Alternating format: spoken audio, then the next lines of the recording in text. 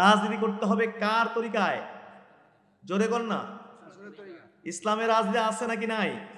অবশ্যই রাজনীতি রয়েছে। রাজনীতি মানে কি? রাষ্ট্র পরিচালনার রীতিনীতি ইসলামে আছে না নাই? কোরআনে শত শত আয়াতে কারিমা রয়েছে রাষ্ট্র পরিচালনা সংক্রান্ত। হাদিস গ্রন্থগুলোতে আছে না? কিতাবুল হাকাম, কিতাবুল ইমারা, কিতাবুল হুদুদ, কিতাবুল কেসাস, বড় বড় অধ্যায় রয়েছে। কিন্তু আমরা এগুলোর ধারে কাছেও যাই না। ক্লাসে বড় জোর একটু অনুবাদ পরে দিয়ে শেষ। কিন্তু এইগুলো নিয়ে আজকে কি বলবার বলে দুঃখ বলার জায়গা নেই। হাজরিন, এই যে অধ্যায়গুলো রয়েছে রাষ্ট্র পরিচালনা সংক্রান্ত, আল্লাহ রসুল নিজেও রাষ্ট্রনায়ক ছিলেন, খোলাফায়ে রাশিদিনের রাষ্ট্রনায়ক ছিলেন। অতএব ইসলামের মধ্যে অবশ্যই রাজনীতি রয়েছে। তবে যে প্রচলিত যে রাজনীতি চলতেছে, যে রাজনীতি আমেরিকা আবিষ্কার করেছে, আব্রাহাম লিঙ্কন আবিষ্কার করেছে, কাফেররা আবিষ্কার করেছে, পশ্চিমরা আবিষ্কার করেছে, দলাদলির রাজনীতি, পিটাপিটির রাজনীতি, রক্তপাতের রাজনীতি, এই সমস্ত হারাম রাজনীতির সাথে ইসলামের ন্যূনতম কোনো সম্পর্ক, কোরআন হাদিসের কোনো সম্পর্ক হারাম। এই জন্য আমাদের ফুরফুরা সালসালা, সরসিনা সোনাকান্দা ফুরফুরা সালসালা, আমরা এই হারাম রাজনীতি করি না। জোরে বলুন আলহামদুলিল্লাহ। খুশি নাকি বেজার? আমরা এই রাজনীতি করি না, আমরা এটা করব না। এবং অন্যদেরকে দাওয়াত দেব, প্লিজ, বিশেষ করে যারা গণতান্ত্রিক সিস্টেমে রাজনীতি করছেন কিন্তু আগে দিয়ে ইসলামী শব্দ লাগিয়ে দিয়েছেন, আপনাদেরকে অনুরোধ করব, প্লিজ আপনারা নির্বাচন কমিশনারের কাছে আবেদন করেন, দয়া করে আমাদের নিবন্ধন বাতিল করে দেন। আমরা আর কাফেরদের দালালি করব না, আমেরিকার দালালি করব না, গণতন্ত্রের পূজা করব না, পশ্চিমাদের দালালি করব না। আমরা এতদিন বুঝিনি, আমরা ওদের দালালি করেছি, আর কিয়ামত পর্যন্ত দালালি করব না, তওবা করেছি। অতএব আমাদের নিবন্ধনটা দয়া করে বাতিল করে দেন, বাতিল করে দেন। যদি আমরা আগে বাতিল করি, 2 কোটি হবে বাংলাদেশে আলেম ওলামা ধরেন। এই 2 কোটি মানুষ আলেম যদি এই দেশের জনগণকে বন্টন করে দেয়, আমাদের মধ্যে 20 জন করে পড়বো। কয়জন করে? 20 জন। 20 জনকে কি আমরা এরপর বোঝাতে পারবো না? বিএনপি, আওয়ামী লীগ যারা দুনিয়াদার সংগঠন করে রাজনীতি করে তাদেরকে বোঝাবো, দেখুন আপনাকেও মরতে হবে, কবরে যেতে হবে, প্রশ্নের জবাব দিতে হবে। অতএব ছেড়ে দেন। 2 বছর লাগবে, 5 বছর লাগবে, নাহলে নূহ আলাইহিস সালামের মতো 950 বছর লাগবে এই কাফেরদের তরিকা থেকে ফিরে আনতে।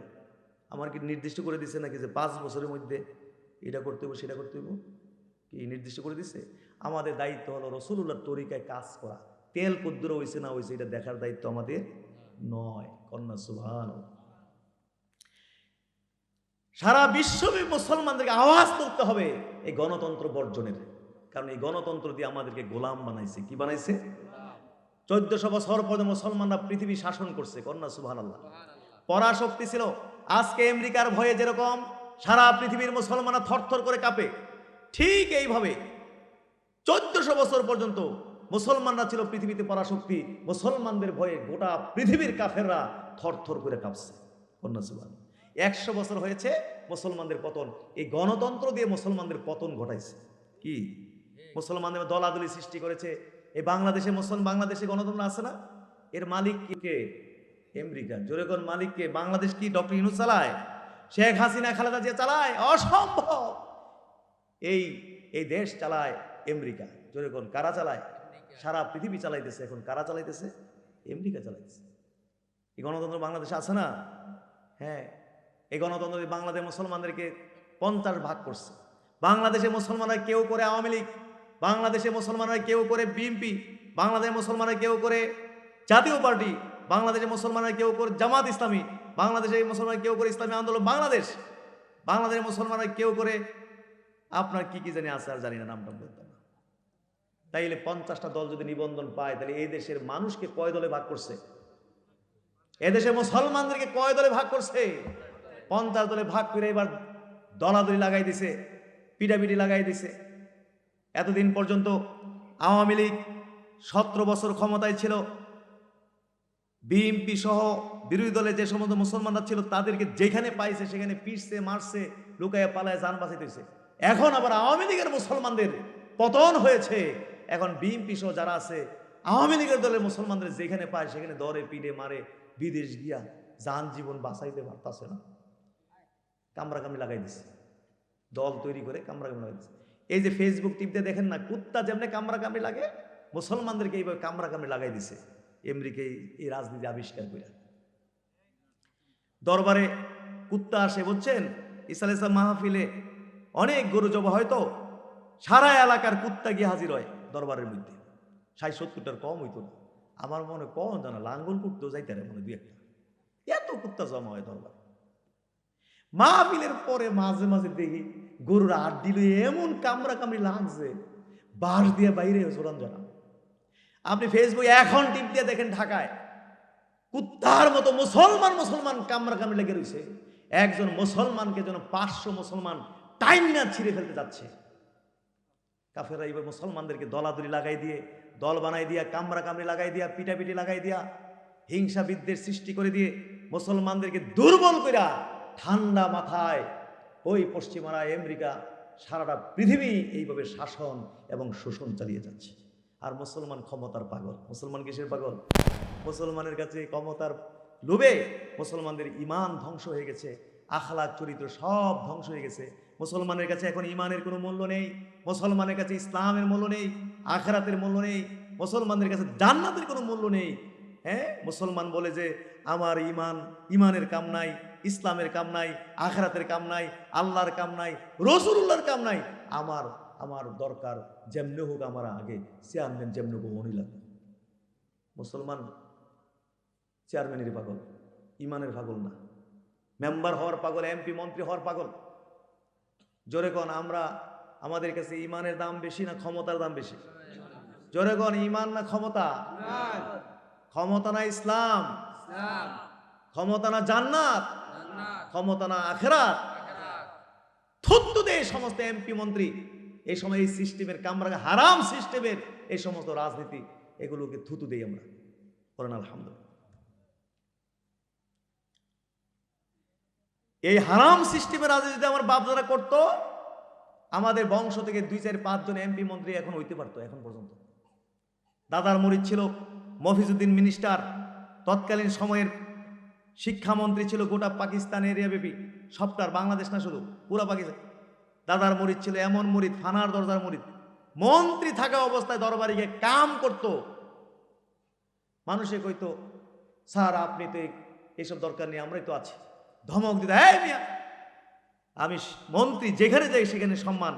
পীরের বাড়ি থেকে আমি সম্মানের লেগে আইছি, পীরের বাড়িতে তো আমি আইছি কিছু কাজকর্ম করব, কাজকর্ম করে আমি আমার নফসরে জব করতে হইছি। দাদা হুজুরকে দাওয়াত দিয়েছিলেন রাজনৈতিক প্রোগ্রামে, অনেক মন্ত্রী এমপিরা ছিলেন, দাদা হুজুর সভাপতি। সবাই বক্তব্যের পরে দাদা হুজুর বক্তব্য রাখলেন।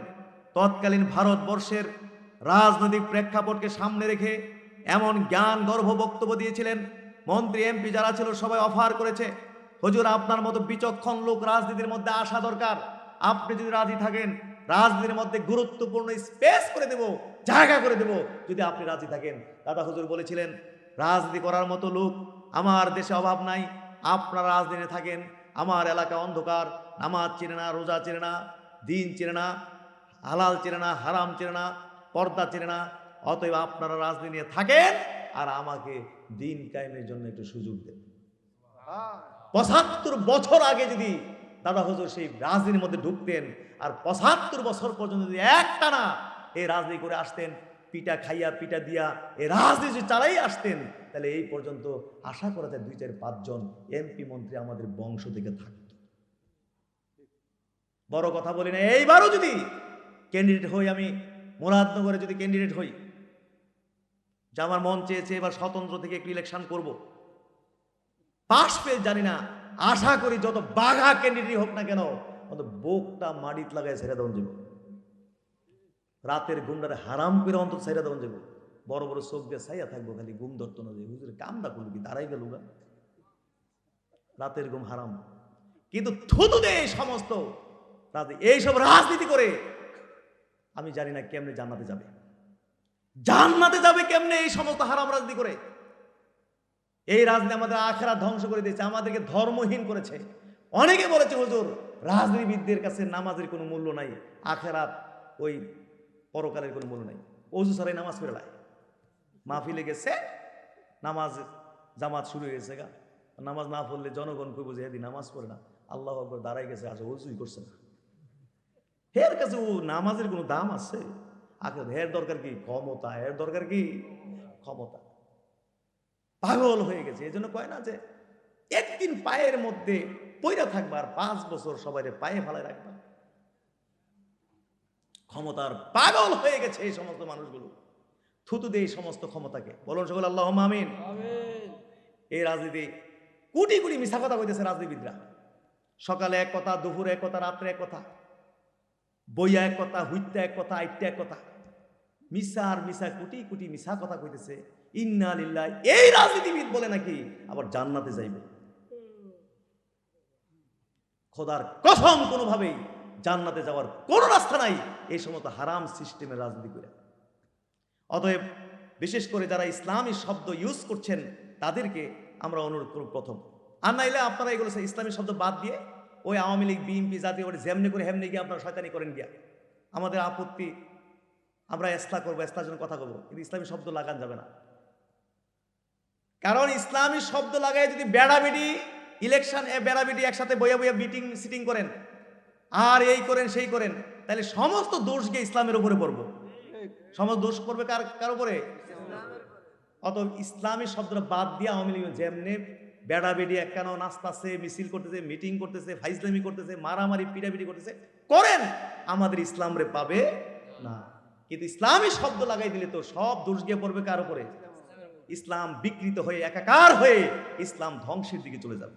এই জন্য আল্লাহ রাসূল বলেছেন, মানুষের মধ্যে নিকৃষ্ট সেই যে আলেমদের মধ্যে নিকৃষ্ট, মানুষের মধ্যে উৎকৃষ্ট সে যে আলেমদের মধ্যে। একজন আলেম গোমরা হলে লাখ লাখ মানুষ কি হয়ে যায়? আমি গোমরা হলে লাখ লাখ মানুষ গোমরা করতে পারবো, কিন্তু সাধারণ মানুষ গোমরা হলে সে একলা গোমরা হবে। শুধু এই সমস্ত হারাম রাজনীতি আমরা করি না, আমরা ফুরফুরা সিলসিলা, নাইলে বাংলাদেশ সবচেয়ে বড় দল হবে ফুরফুরা সিলসিলার দল। কোটি কোটি লোক আছে কিনা যারা সমাবেশ করে বেড়াগিরি দেখায়। আরে ফুরফুরা সিলসিলায় মহাসমাবেশ ডাক দিলে এইভাবে করলে বাংলাদেশে কোনো মাঠই নাই, ফুরফুরা সিলসিলার মহাসমাবেশ জায়গা হইব।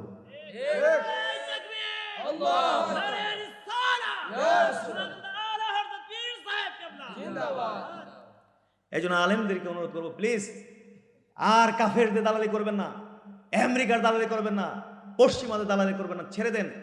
নির্বাচন কমিশনের কাছে গিয়ে আবেদন করেন, আমরা আর ওদের দালালি টালালি করবো না, আমাদের নিবন্ধন বাতিল করে দেন।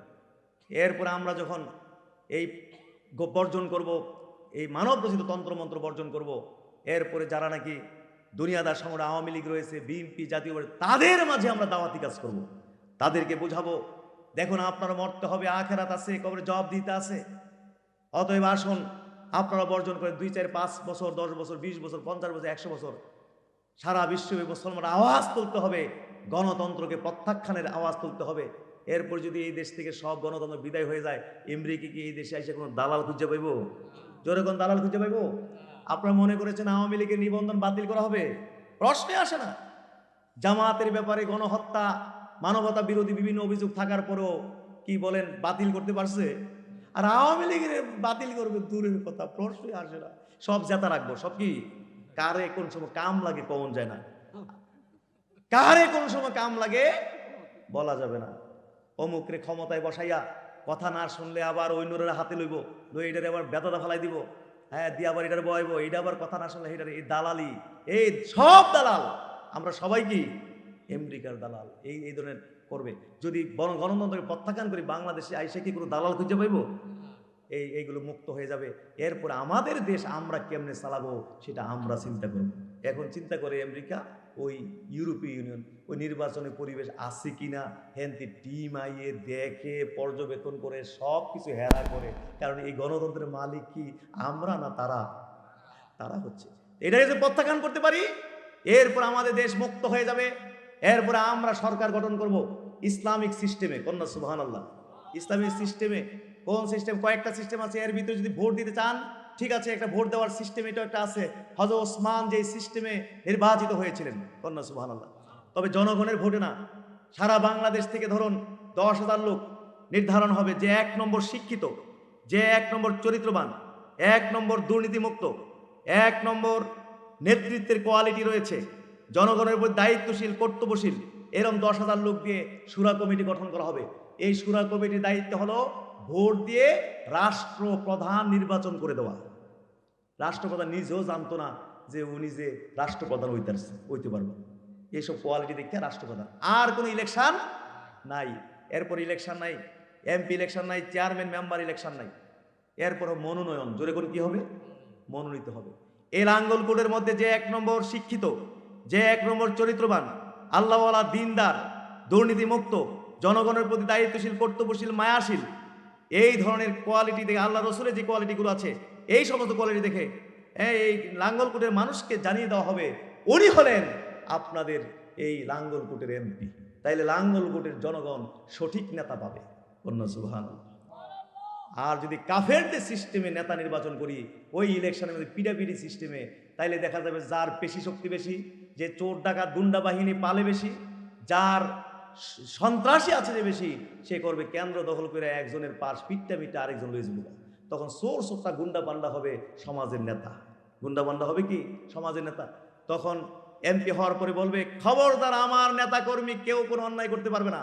নেতা কর্মীরা কইব ও বুঝলা গেছেন গা, আপনার পাশ করার লাগিয়া কেন্দ্রে গিয়ে কত পিড়া খাইছি, পিড়া দিছি, এমপি বানাইছি, বুঝলা গেছেন গা, ঠিক আছে আগামীতে কেমনে পাশ করেন দেখা দিব। নেতাই কইব থাক মাফ করে দাও, যা কইছি ভুল কইছি, যা মন চাই করো, আমি আছি। জীবনে কোনো ইনসাফ প্রতিষ্ঠা হবে না, একমাত্র ইনসাফ প্রতিষ্ঠা হবে ইসলামিক সিস্টেমে। কন্যা সুবহানাল্লাহ, জোরে কোন সুবহানাল্লাহ। এই জন্য ক্ষমতার লোভ আমাদের বর্জন করতে হবে। কি করতে হবে? ক্ষমতা মনোনীত হবে। কেন আমাদের ডিসি সাহেব কি ইলেকশন দিয়ে নির্বাচিত হয়েছে নাকি মনোনীত? এই কুমিল্লা জেলার ডিসি ওনারা কি ভোট দিয়ে আনছেন নাকি? জোরে ভোট দিয়ে আনছেন? আপনাদের লাঙ্গলকোটের টিউনো কি ভোট দিয়ে ইলেকশন করে কি নির্বাচিত করছেন? ওসি সাহেবকে সবই তো মনোনীত, মন্ত্রী পরিষদটা পর্যন্ত মনোনীত, সচিবরা মনোনীত, সব মনোনীত। খালি শয়তানি লাগাই রাখছে একটা জায়গার মধ্যে এমপি চেয়ারম্যান টেয়ারম্যান এইসব, যাতে ওই কামরা কামড়ি লাগাই দিয়া ওই নিয়ন্ত্রণটা হাতে রাখতে। মুসলমান যতদিন পর্যন্ত ইসলাম না বুঝবে, ইসলামের ফলোয়ার না, কোরআন সুন্নাহর পথে না আসবে, খোদার কসম এই মুসলমান ততদিন পর্যন্ত মুক্তি পাবে না, গোলামের জাত হইয়া থাকবে। যে মুসলমান ছিল বীরের জাত, কিয়ামত পর্যন্ত এই মুসলমান গোলামের জাত হইয়া থাকবে, গোলামের জাতে পরিণত হয়েছে। সুতরাং আমি আমার কথা বলে গেছি, আমাদের দায়িত্ব, ফুরফুরা সাল্লাল্লাহু দায়িত্ব ইসলামকে পাহারা দেওয়া। আমরা কোনো ব্যক্তির পূজা করি না, নেতা পূজা করি না, দলের পূজা করি না। আমরা কোরআন এবং সুন্নাহর অনুসারী, আল্লাহ রসুল যে স্ট্রাকচারের উপরে আমাদের কাছে ইসলাম আমানত দিয়ে গেছেন, সেই ইসলামকে সেইভাবে পাহারা দেওয়া ফুরফুরা সাল্লাল্লাহু দায়িত্ব কর্তব্য। সেই জন্য আমার কথা আমি বলে গেলাম, জানি না আপনারা পালন করে। আমি তো আগেই বলেছি যে এখানে কয়টা কথা গ্রহণ করতে পারবেন এটা আমার সন্দেহ আছে। যাকে সেটা আমার দরকার নেই, সেটা আমি অমা আলাইনা ইল্লাল বালাগ, আমার দায়িত্ব আল্লাহ রসুলের রেখে যাওয়া দ্বীনের রূপরেখাটা আপনাদের সামনে তুলে ধরা। আমি আমার রূপরেখা, আমি ইসলামের রূপরেখা আমি তুলে দিয়ে গেলাম। পালন করেন বা না করেন সেটা টোটালটাই আপনার দায়িত্ব। আমি ভোট দিয়ে একজনকে ভোট দেব, দেখা যাবে যে উনি অন্যায় করবে, তার সমান পাপ আমি পাবো। ফাও দরকার আছে নি আন্তদের, ফাও একটা সিল মেরা দিয়া হে অন্যায় করব, সম্পূর্ণ অংশীদার আমি হইব। তবে একটা কথা করতে পারেন, আমরা ফুরফুরা সালসালা যারা আহলুস সুন্নাহ ওয়াল জামাত, আমরা ঐক্যবদ্ধ হব, ঐক্যবদ্ধ থাকতে হবে। বর্তমানে যেইভাবে অবিচার করা হয়, যে অন্যায় চলছে, সন্ত্রাস চলছে, পিটাপিটি মারামারি অবিচার জুলুম এসব চলছে, আমি মনে করি যে আমরা ফুরফুরা সালসালার যারা আছি, আমরা শুধু পীর মুরিদি খুলে আখেরাতে না, দুনিয়া আখেরাত সব পরামর্শ পীরের কাছ থেকে নিতে হইবে। ভোট কাকে দেব এই বিষয়টাও পীরের কাছ থেকে নিতে হবে। আমরা কয়েক কোটি আমাদের পীর মাশায়েখদের অনুসারী বাংলাদেশে আছে। সবাই ঐক্যবদ্ধ হয়ে যায়, বলে আমরা ইলেকশন করব না, এমপি টেমপি ছাতা এগুলো আমাদের কোনো দরকার নাই। তবে যে ফাইজলামি করবে পীর মাশায়েখদের সাথে, তার উল্টা দিকে ভোট দিয়ে দিন। তাইলে যারাই ক্ষমতা আসুক না কেন, আমরা আব্বা ডাকবো, বলে বাপরে বাপ কোটি কোটি লোক দিয়ে এইখানে আসে, আমরা যদি আন্তাজি করি তাহলে আমাদের বিপদ আইবে। কি বলে, এরম একটা ঐক্যবদ্ধ থাকা দরকার আছে না নাই? জোরে বলে, এরম একটা ঐক্যবদ্ধ থাকা দরকার আছে নাই? থাকতে রাজি আছি সবাই? হাত তোলেন দেখি।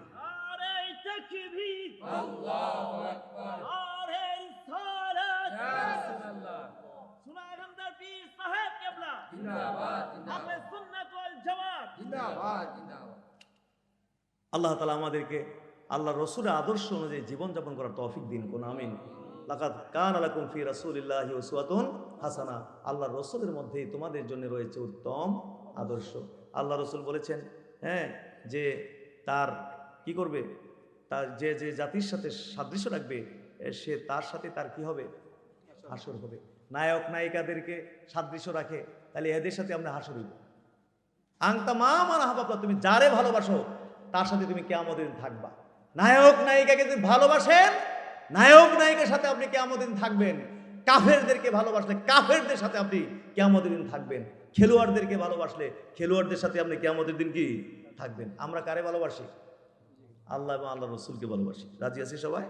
5 ওয়াক্ত নামাজ পড়বেন, হ্যাঁ, হালাল খাবেন, আপনার হালাল খাবেন, হারাম উপার্জন থেকে বিরত থাকবেন, পরিবারটাকে দিনদার রাখবেন, বাচ্চাদেরকে নামাজের নির্দেশ দিবেন, স্ত্রী মেয়েদেরকে পর্দায় রাখবেন। দিন পালনের মধ্যে শান্তি, পিটাপিটির মধ্যে শান্তি, মারামারির মধ্যে শান্তি, রাজনীতির মধ্যে দলাদলির মধ্যে শান্তি। প্রকৃত শান্তি হচ্ছে দিন পালনের মধ্যে। এক ওয়াক্ত নামাজ পড়লে কি শান্তি লাগে না? নামাজ না পড়লে একটা আযাব লাগে কিনা? তাই ইসলামের সবগুলো বিধান পালন করতে পারলে কি পরিমাণ শান্তি লাগবে, কন্যা সুবহানাল্লাহ। মানুষ বুঝে না, খালি ওই মনে করে পিটাপিটি দলাদলি মারামারি হারামের মধ্যে মনে করে শান্তি, কিয়ামত পর্যন্ত শান্তি পাবে না। প্রকৃত শান্তি হলো দিন পালনের মধ্যে। কন্যা আল্লাহ আল্লাহ আল্লাহুম্মা আমিন।